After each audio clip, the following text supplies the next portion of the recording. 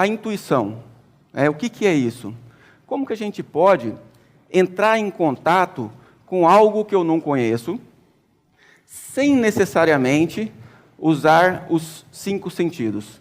É disso que eu vou falar hoje, de uma forma extremamente rápida,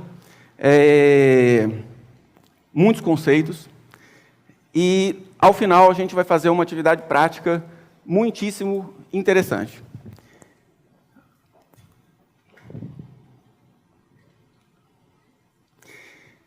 A gente vai começar falando de um estudo em biologia, que também é em física quântica, que fala de um campo de informação, um campo chamado morfogenético.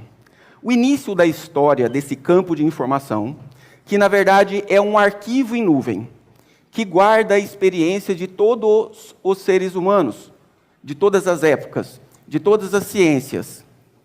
Esse campo de informação, ele é acessível e nós o acessamos de várias formas. Então, historicamente, existia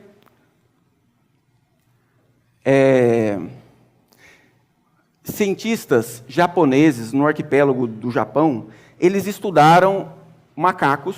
Naquela época, nem muito método científico não era. Então, era um tipo de estudo meio intervencionista. Eles jogavam batata lá para eles virem na praia e serem observados. E aí eles perceberam que uma macaquinha lá começou a lavar a batata antes de comer. E aí, de repente, todos os macacos daquela ilha estavam também lavando as batatas na água da praia para comer.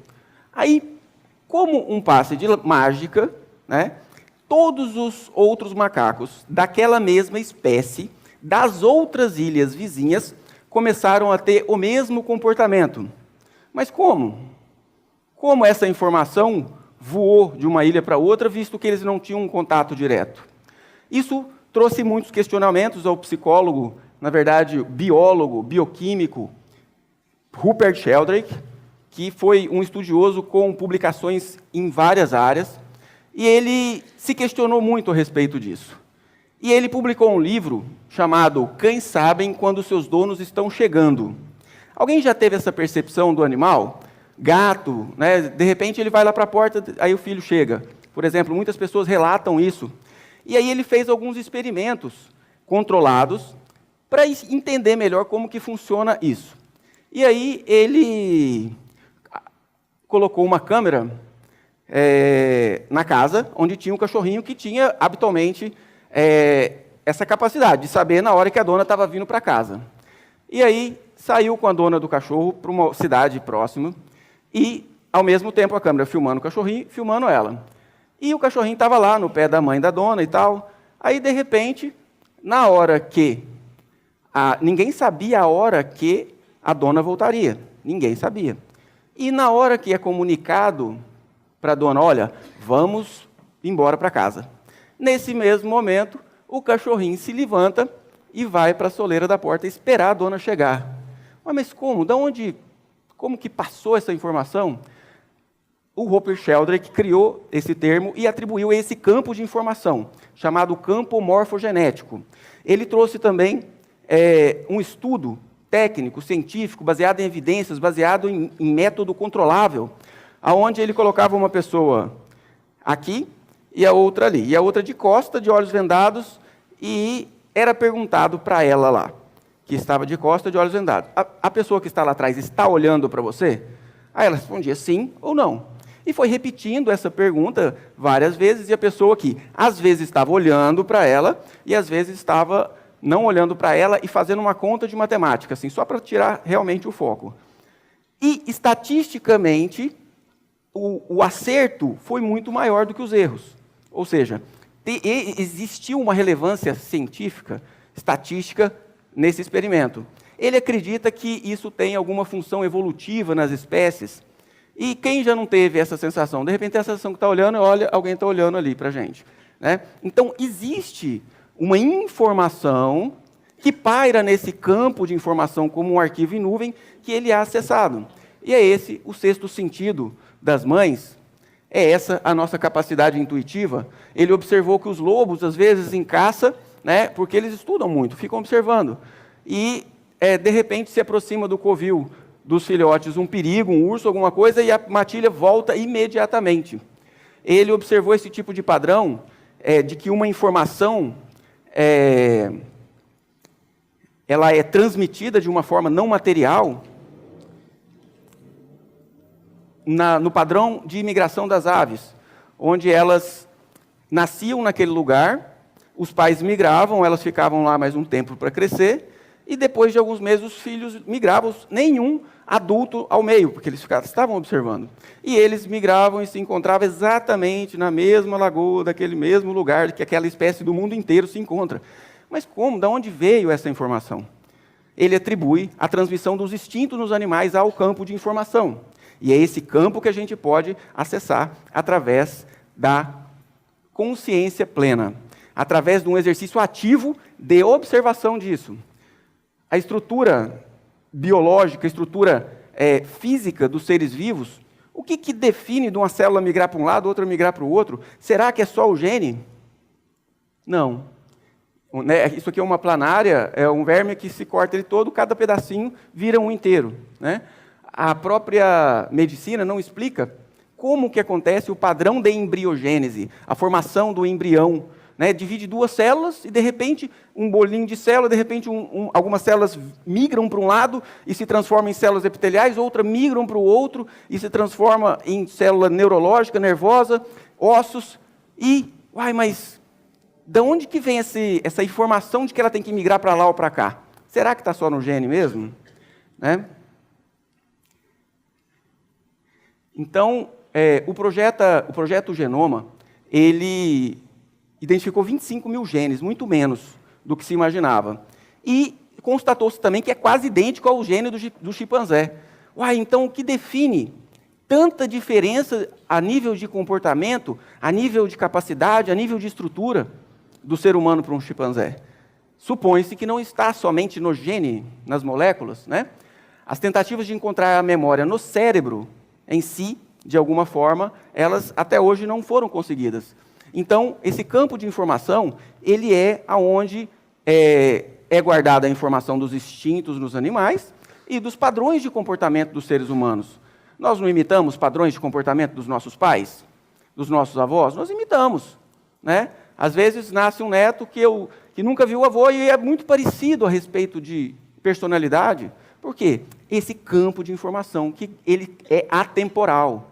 Ele guarda não a informação de agora, mas de qualquer momento do tempo. A média de QI se eleva drasticamente no decorrer da história. Por quê? A capacidade intelectual está se elevando tão rapidamente? Não. Porque quando alterna testes diferentes, esse aumento não aparece. Por quê? Como muitas pessoas já resolveram o teste de QI, esse teste de QI ele já existe uma informação no campo sobre as respostas. O Rupert Sheldrake também, ele fez o seguinte experimento.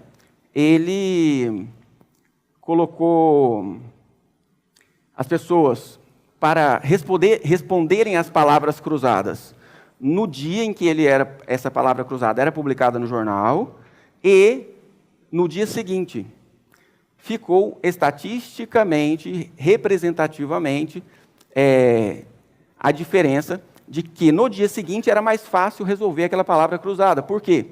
O número de pessoas que já tinham resolvido aquela palavra cruzada levava essa informação ao campo de informação, a esse campo, digamos assim, como se fosse um arquivo mesmo, em nuvem, e as outras pessoas no dia seguinte tinham mais facilidade, né, de resolver. Grandes descobertas simultaneamente, um grupo de estudo, outro grupo de estudo estudando a mesma molécula. É histórico. O AZT, por exemplo, a droga para o HIV, né, que foi muito procurada, meu Deus, a cura, o remédio, de repente apareceu o AZT ao mesmo tempo em 2 laboratórios. Por quê? O laboratório 1 tem uma descoberta, vai para o campo, o laboratório 2 está atrás daquela informação avidamente, se conecta e tem essa descoberta também. Aí o daqui tem outra descoberta e o outro percebe.